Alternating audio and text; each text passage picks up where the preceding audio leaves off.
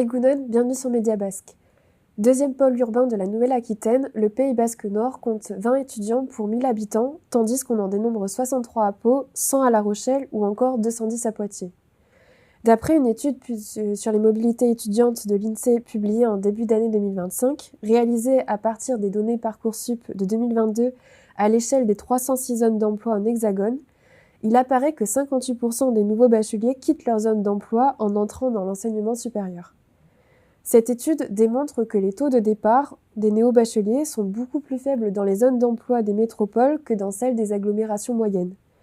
À titre d'exemple, le taux de départ est de 23% dans la zone d'emploi de Bordeaux, quand il est de 63% pour celle de Bayonne et de 60% pour celle de Pau. À l'approche des élections municipales et communautaires qui se tiendront les 15 et 22 mars prochains, Média Basque donne la parole à des membres de la société civile afin de décrypter les enjeux d'une dizaine de grands thèmes d'actualité sur le territoire. Parmi eux, celui de l'enseignement supérieur qui est la thématique de l'émission d'aujourd'hui. La volonté d'une université de plein exercice ou à défaut d'une offre complète d'études supérieures au Pays Basque Nord est une revendication principale des défenseurs d'une collectivité Pays Basque. Bien que l'enseignement supérieur relève essentiellement de l'État et de la région, les collectivités locales ont leur rôle à jouer. Se trouvant au croisement de plusieurs politiques publiques comme le logement, le transport ou encore le lien social, garantir de bonnes conditions de vie étudiante, l'attractivité du territoire et l'insertion professionnelle peut relever de leurs compétences. Pour preuve, la communauté d'agglomération Pays Basque dit avoir pour ambition de créer un véritable territoire universitaire où l'offre de formation, la recherche ainsi que les modes de vie et les déplacements répondraient au mieux aux aspirations des étudiants. Alors, à l'orée de ce scrutin municipal, quels sont les enjeux de ce rendez-vous politique vis-à-vis de l'enseignement supérieur ? Quels leviers existe-t-il à l'échelle locale pour penser et construire l'avenir des étudiants du Pays Basque Nord ?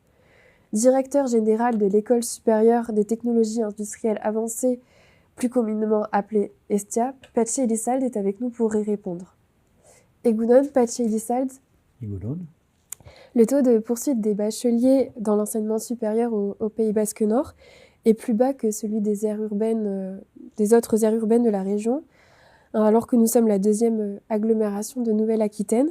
Est-ce que ce chiffre s'explique pour partie, en tout cas, par un manque d'offres structurées et diversifiées ? Certainement, c'est sans doute une explication. Le taux de poursuite d'études est plus faible, on le disait en 2008. En 2015, c'était toujours vrai. Aujourd'hui, je ne sais pas. Donc, je ne sais pas si on dispose de données pour ça. Il faudrait peut-être vérifier. Enfin, toujours est-il qu'aujourd'hui, l'offre de poursuite d'études post-bac au Pays Basque est sans doute encore insuffisante, bien que depuis quelques années, le campus Pays Basque se soit développé avec la création de plusieurs formations autour de l'UPPA notamment, ou dans le secteur privé, qui fait qu'aujourd'hui, de 3500 étudiants il y a 5 ans, nous sommes plus proches de 8-9 000 aujourd'hui. Donc dans les clous de la volonté de la communauté d'agglo qui visait 10 000 étudiants sur le campus Pays Basque à l'horizon 2025. Donc nous y sommes. Enfin, ceci dit, même 10 000 étudiants pour une agglomération comme celle du Pays Basque, c'est sans doute c'est mieux qu'avant, mais c'est sans doute pas suffisant. Aujourd'hui, en France notamment, toutes les villes moyennes se sont investies, se sont impliquées pour développer une offre d'enseignement supérieur à leur échelle, et des villes de sous-préfecture ou de préfecture, ou des villes qu'on peut comparer au BAB, ou des agglomérations qu'on peut comparer au Pays Basque, sont d'abord sur les mêmes problématiques et ont développé aussi une offre. Donc le Pays Basque évolue, je dirais, de ce point de vue-là dans un univers aussi concurrentiel. Et aujourd'hui, par exemple, il y a, alors par rapport à Pau, il y a 3 fois moins d'étudiants en termes de densité, mais il y a moins d'étudiants ici au Pays Basque qu'il y en a à Vannes, à Saint-Brieuc, ou en Ardèche, ou en Corse. Voilà, ça c'est un fait. Donc le fait d'avoir plus d'étudiants serait tout à fait légitime pour le Pays Basque. Voilà. L'enseignement supérieur et la recherche, ce n'est pas seulement une charge pour les finances de l'État ou des collectivités, c'est un moteur pour le développement économique des territoires, non seulement par l'impact économique et de l'activité elle-même générée par les centres de formation et de recherche ou par les dépenses des étudiants, mais par l'impact sociétal, l'impact territorial, l'impact d'image qui contribue à faire d'un territoire un territoire plus dynamique. Voilà. Donc plus de jeunes, c'est plus de dynamisme. Voilà, ça c'est le premier sujet. Donc l'offre, effectivement, même si elle a évolué, elle reste insuffisante et je dirais, jusqu'à maintenant, les efforts ont surtout consisté à développer l'offre post-bac, immédiate après le bac, alors que je crois que pour avoir un effet de levier encore plus important sur le développement économique d'une région, d'avoir des bac plus 5 ou des bac plus 8 et des bac plus 8, je dirais une offre donc de master et de doctorat est quelque chose de très très impactant. Voilà. Et ça serait à mon sens nécessaire pour le Pays Basque. Voilà, développer une offre au niveau master et puis surtout développer une offre aussi en matière de formation par la recherche et à la recherche à travers plus de doctorants et de post-doc. Vous l'avez évoqué, mais à la rentrée 2025, la CAPB voulait construire un campus Pays Basque multisite pouvant accueillir jusqu'à 10 000 étudiants. Est-ce que vous savez où en est ce projet ? Je crois qu'on arrive à le plan aujourd'hui a été suivi, il y a beaucoup d'efforts qui ont été faits, le site Bayolet s'est modernisé, développé dans l'intervalle, il y a des projets d'extension d'établissements comme l'IAE, avec dans le domaine des formations au sport, avec des investissements attendus, et donc un développement de l'offre. Donc ça c'est pour Bayonne. Il y a également sur Anglette le site de l'IPPA à travers les IUT et les formations scientifiques et techniques, l'ISABTP qui s'est bien développé, qui est à l'étroit sur son site et voilà, qui vous connaissez les sujets, les débats liés à l'extension de Nazan-Lorquinova qui va obérer sans doute les possibilités pour l'université de se développer sur ce site, ce qui peut-être est sans doute dommageable. Voilà. Et puis sur Bidart, le campus où l'Estia est présent continue à se développer, avec aujourd'hui près de 1100 étudiants, une trajectoire qui doit nous amener à 1500 étudiants d'ici 4-5 ans. Voilà, donc, et bien sûr, d'autres formations situées sur l'agglomération BAB, je dirais, et des formations qui sont développées aussi sur Ustaritz ou Saint-Palais, autour des lycées notamment. Donc le campus Pays Basque évolue, grossit. Voilà, beaucoup de chemin a été fait, mais il reste encore beaucoup à faire. Voilà un exemple, par exemple, la côte basque sud côte basque, je pense, Saint-Jean-de-Luz en particulier, qui est une ville relativement importante au niveau du département même, n'a pas d'étudiants. Enfin, je pense, bon, Bidart n'est pas très loin de Saint-Jean peut-être, ou de BAB, mais n'empêche qu'il n'y a pas de BTS par exemple à Saint-Jean-de-Luz. Je crois. Vous pensez que la problématique du logement freine les néo-bacheliers à venir suivre la poursuite de leurs études au Pays Basque ? Très clairement oui. oui, la problématique du logement se pose aussi dans quelques métropoles universitaires ou d'autres territoires, bien sûr, mais ici, c'est un sujet très compliqué de pouvoir se loger déjà et de pouvoir se loger à des prix décents, notamment pour des étudiants. Donc oui, à l'Estia, je peux dire que on considère qu'il y a à ce jour, c'est une estimation bien sûr, mais qu'il y a 20% d'étudiants admis à l'Estia qui au final choisissent une autre école d'ingénieurs pour des difficultés à se loger à proximité immédiate de l'école. Donc c'est effectivement un frein. Je dirais que sur le logement, on pourrait considérer que les locaux ont plus de facilité à s'organiser, en restant chez papa-maman. Enfin, ceci dit, ce n'est pas une solution. Quand on est jeune et qu'on a 18 ou 20 ans, on aspire aussi on aspire et on doit avoir plus d'autonomie et l'accès au logement pour les jeunes est effectivement très compliqué. Les résidences universitaires aujourd'hui, c'est 550 logements pour à peu près 10 000, donc vous voyez, ça fait c'est très peu, et la tension sur les demandes de logement au Crous sont très fortes, beaucoup plus fortes que sur d'autres territoires universitaires, Pau ou Bordeaux, pour ne pas les citer. Et au-delà de la question de l'offre et du logement, quelles sont d'après vous les principales problématiques sur lesquelles il faudrait travailler à l'avenir pour attirer des étudiants, subvenir à leurs besoins et garantir leur installation, en tout cas leur retour au Pays Basque? Je crois que d'un point de vue sur l'offre, et bien sûr sur les conditions de vie, je vais d'abord sur l'offre.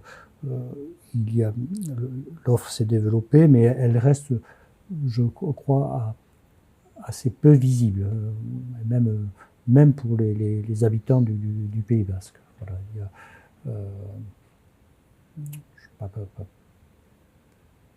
Parcoursup est compliqué.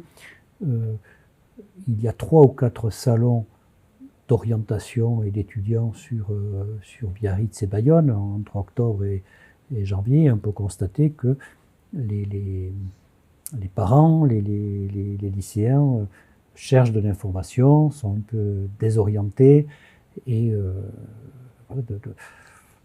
la fréquentation de ces salons permet de se dire que quand même c'est difficile pour les jeunes d'y voir plus clair.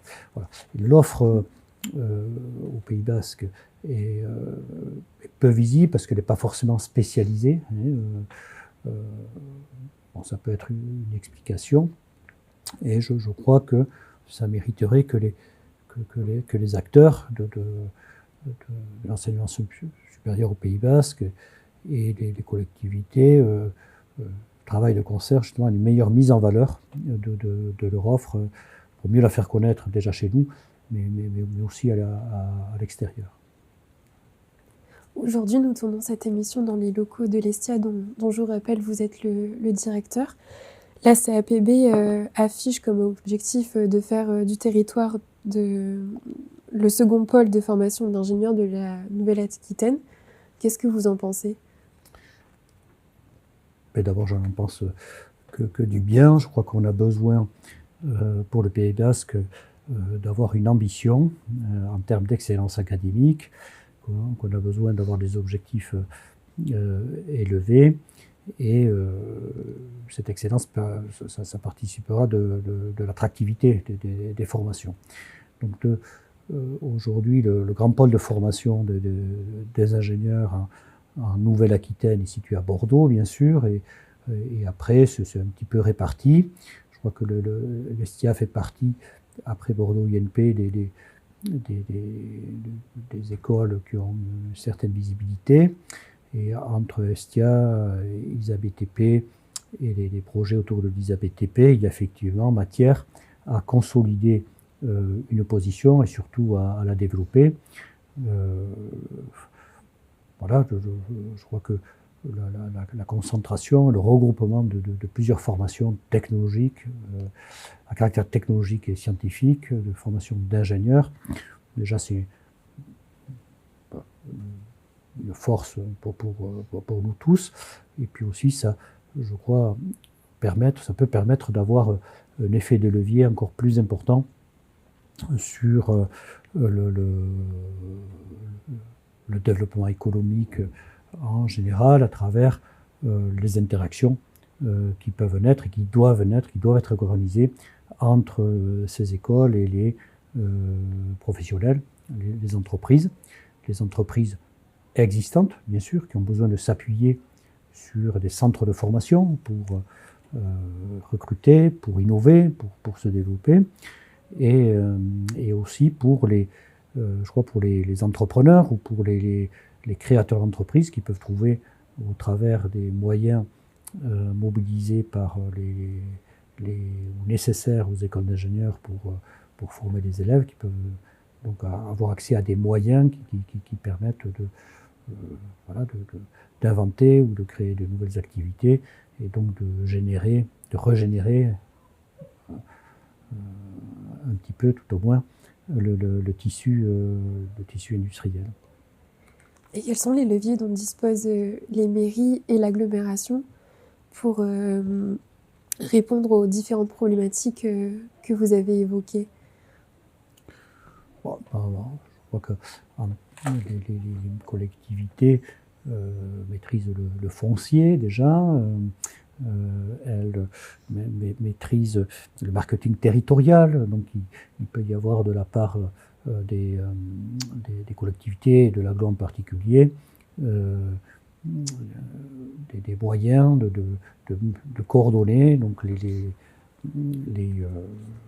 activités des différents opérateurs de formation, que ce soit de l'université, de formation de la chambre de commerce ou des formations du domaine privé. Elles peuvent contribuer à leur donner plus de visibilité en les aidant à mieux promouvoir l'ensemble des activités, que ce soit chez nous ou par ailleurs. Et le Pays Basque peut être considéré comme un territoire universitaire. Il doit l'être. Et là, je crois que c'est de la responsabilité des élus communautaires justement d'accompagner la promotion des opérateurs de formation pour les aider à développer leur initiative et attirer plus d'étudiants. Est-ce que d'après votre expérience, la naissance de l'agglo en 2017 a changé quelque chose dans le développement de l'enseignement supérieur au Pays Basque Nord? Enfin, en tout cas, il y a un avant et un après, même si avant, il y avait bien sûr des choses qui avaient été initiées par la création d'antennes de l'université de Pau ou par le développement de formation supérieure. Il y a eu après l'inscription dans la politique publique de l'agglomération, la compétence enseignement supérieur et recherche qui a permis de mieux structurer les choses et d'afficher une ligne stratégique et des objectifs. Donc de ce point de vue-là, je trouve que ça a été bien sûr très positif, d'autant plus que le plan en question il est mis en œuvre et il a permis d'accompagner plusieurs initiatives et de développer effectivement le nombre d'étudiants, le nombre de formations. Il a sans doute aussi permis de peser sur l'obtention de financements extérieurs de la région ou de l'État pour permettre l'extension de formation ou la création de nouveaux lieux dédiés à la formation. Donc oui, le levier de la CAPB sur ce plan-là est important. Et selon eBuild, une expérimentation menée par le Conseil de développement du Pays Basque, une évolution de l'écosystème éducatif ne peut avoir lieu, je cite, sans une réelle volonté politique, sans une synergie institutionnelle partagée pour garantir la réussite et l'impact de la dynamique sur le terrain. les établissements d'enseignement supérieur, l'agglomération, la chambre de commerce et de l'industrie. Comment créer ces synergies et mettre tout le monde autour de la même table? Enfin, en tout cas, ce qui est sûr, c'est que la volonté politique compte beaucoup. La volonté de se donner une ambition sur ce plan-là compte beaucoup, et il faut un leader ou une organisation pour l'incarner et le porter. Voilà. Et mettre au rang des priorités le développement de l'enseignement supérieur et de la recherche, le développement universitaire au niveau de l'agglo. Des exemples qui peut-être un peu anciens maintenant, mais qu'on a cités et qu'on a souvent, notamment lors de sessions de travail au Conseil de développement, c'est l'Université de La Rochelle, c'est l'Université de Nîmes. L'Université de La Rochelle ne s'est créée que par la volonté du député-maire Michel Crépeau, à l'époque, qui était proche de Mitterrand. Et donc c'est la volonté politique qui a permis à La Rochelle de devenir un centre universitaire. Et vous disiez tout à l'heure qu'à La Rochelle, il y avait 100 étudiants pour 10 000 habitants, donc 5 fois plus qu'à Bayonne. L'Université de Nîmes, c'est pareil, c'est Jean Bousquet, des députés-maires sans doute, qui a permis que se crée l'Université de Nîmes, qui était jusque-là une antenne de Montpellier. Voilà. Donc oui, il faut une volonté politique forte, et plus que la volonté, il faut quelqu'un qui porte ce dossier-là, pas seulement pour gérer la réglementation, voilà, mais aussi pour avoir de l'ambition, une ambition d'excellence, mais aussi une ambition de rivaliser avec des centres universitaires d'autres métropoles à l'échelle nationale et européenne. Voilà. Parce que cette ambition-là, beaucoup de territoires la portent aujourd'hui. Et pour finir, pour quelles raisons, selon vous, est-il important d'avoir une vie étudiante se développer pour un territoire? Enfin, d'abord, les étudiants, ce sont des jeunes. Un territoire, il a besoin de jeunesse qui font le dynamisme d'une région, d'une ville. Voilà, une région qui n'a pas de jeunes se meurt. Voilà, c'est tout. Et donc, une façon de fixer une jeunesse sur un lieu, c'est de leur permettre d'étudier, de vivre, de créer des relations avec des tiers, de faire sa vie et de trouver ou de créer son emploi. Voilà, donc je crois ce qui est constaté partout et que l'on doit on doit être conscient que voilà, le BAV a besoin de jeunes. Voilà, le Pays Basque a besoin de jeunes. Voilà, c'est des jeunes pour aujourd'hui, pour faire vivre le territoire aujourd'hui, mais pour faire le Pays Basque de demain. Voilà, donc, et pour ça, il nous faut de la formation et il nous faut des laboratoires de recherche. Paty Elissalde, notre entretien arrive à sa fin. Comme à tous ces invités dans le cadre de cette émission, Média Basque vous a demandé de formuler vos attentes pour ces élections municipales 2026. Est-ce que vous pouvez nous les lire avant de les insérer dans l'urne qui est face à vous? Oui, je vais reprendre ce que j'ai écrit. Peut-être un peu long.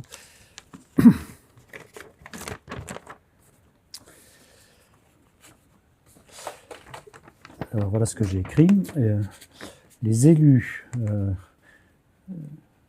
2026 sont attendus par la communauté de l'enseignement supérieur pour affirmer un engagement fort en faveur du développement universitaire, de formation et de recherche, à travers un soutien clair en matière de financement d'infrastructures et d'accompagnement des établissements implantés localement.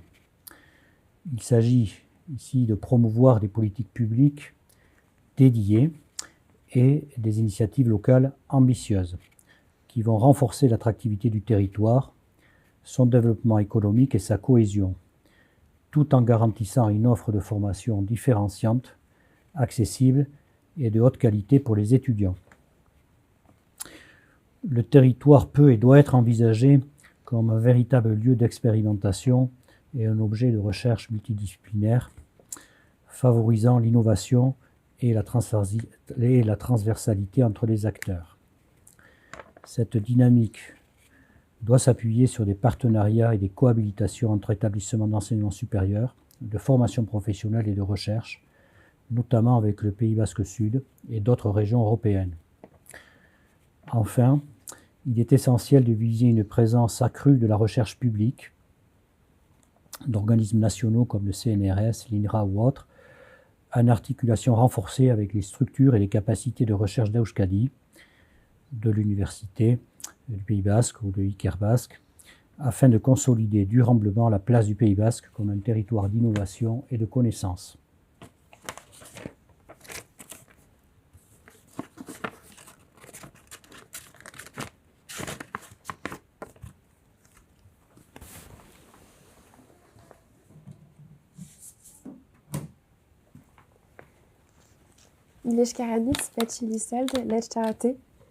Vous pouvez continuer de suivre l'ensemble de l'actualité liée aux élections municipales 2026 en vous rendant sur le site internet de Média Basque et sur celui de Casseta, en écoutant Radio Média Basque ou en lisant Média Basque l'hebdo.